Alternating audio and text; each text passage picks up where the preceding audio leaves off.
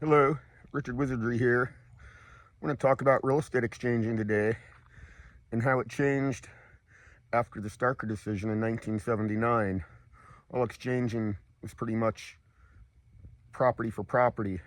After the Starker decision, it allowed what's become now known as the delayed exchange to happen. There's a lot of risks to delayed exchanges. One of them being you now use these intermediaries and they can go bankrupt, take your money. Shady things can happen. Adds another layer of transaction fees to the whole process. That you're making one of the biggest investment decisions in your life when you are either buying real estate for yourself or for investment.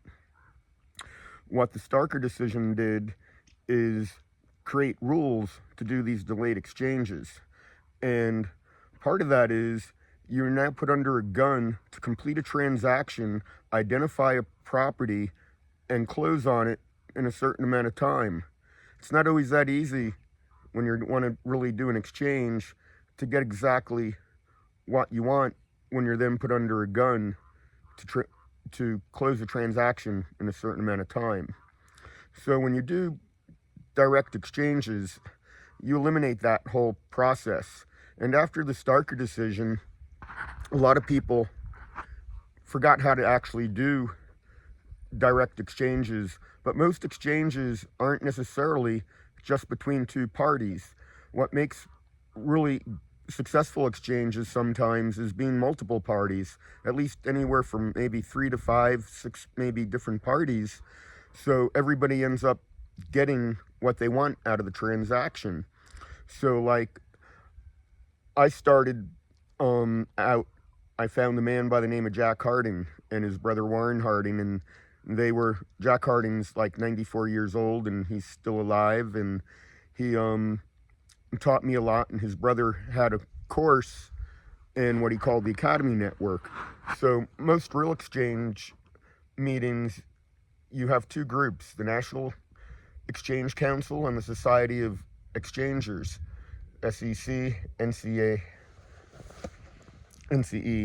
So that's how real estate agents could go ahead and put together multi-party exchanges. These organizations still exist, but you have to be a licensed agent to do it. The National Association of Realtors never recognized real estate exchanging as a subspecialty to offer, say, certifications in it like they do with a lot of different areas of real estate. So a lot of real estate exchangers are independent real estate brokers that are not members of any MLS. And a lot of them are also commercial brokers. They really invented creative real estate techniques. And Warren Harding, to become a member of his Academy Network, anyone could join, but you had to take his week-long class wherever he offered it, but was usually in the Bradenton, Sarasota area. And one of the things that was interesting in that course is the first thing he did when he starts his course is he makes everyone take off their watch and basically don't wear one again. Because and this is way before cell phones and stuff, is that there's enough clocks and stuff around that you should never be late for a meeting and looking at your watch all the time and being reliable. So a lot of his students went out in the 1980s, and you ended up actually seeing him on TV doing real estate seminars they'd offer and stuff.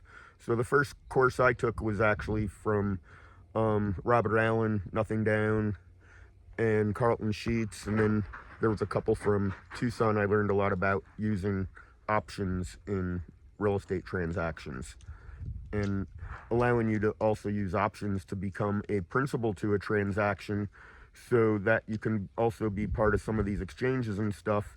And by being a principal, you don't need a real estate license. So a lot of the knowledge base has been dying out in, let's say, old style real estate exchanging before the Starker decision, and there haven't been a lot of younger people taking the place of the people that taught me what I know in real estate exchanging, and a lot of institutional knowledge is being lost. But with the internet today, and with some of these different groups that are being formed, and the way you have virtual assistants and stuff can actually facilitate a lot more exchanging happening and take away the need to use these intermediaries doing delayed exchanges and getting back to doing traditional exchanges.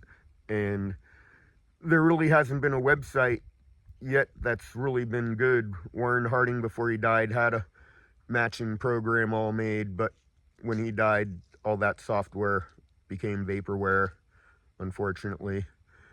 And so maybe I can get Jack to do a little bit more education on real estate exchanging. But your basic exchange starts with just two people. So like at exchange meetings, you'd have a moderator, and that's why people that specialize in doing real estate exchanging are counselors. They're not a normal real estate agent, because they got to get inside their clients' heads to figure out what they want to where they want to go, and then have the agent be able to go into the marketplace and talk to them. So at a real estate exchange meeting, you'd have a moderator and the presenter up on stage to the audience, and you'd pitch your property, and then you'd have people saying they're takers for that property, and then you'd have that next property put up on a, say, whiteboard. So you got your first property, your second property. So now you got people putting offers in for the first property, and then the next round would be people offering on some of the other properties that have just been presented that would take the first property. So then you've got your potential first leg of an exchange done. Now, to become a multi-party exchange, they're called legs each time you put another section of the exchange together. So then your second and third leg, or your second leg, would be the person willing to take some of the properties that were just been offered on the first property. And then you'd repeat this process until like the whole room's been worked out and people offering for each property to make a multi-party exchange.